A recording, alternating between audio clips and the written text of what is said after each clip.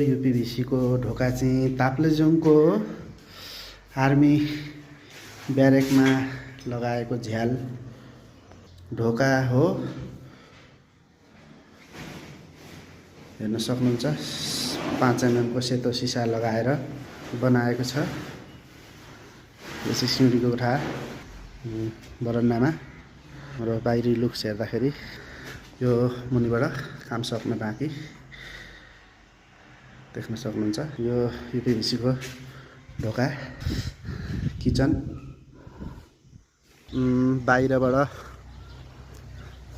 हेर्दाखेरि झ्याल हेर्दाखेरि बाहिरबाट लुक्स हेर्दाखेरि बाहिरी लुक्स हेर्दाखेरि यस्तो देखिएको छ। हजुरहरूलाई पनि आवश्यक परेको खण्डमा सम्पर्क गर्न सक्नुहुन्छ। अनुभवी मिस्त्रीहरूबाट भरपर्दो काम हुनेछ है।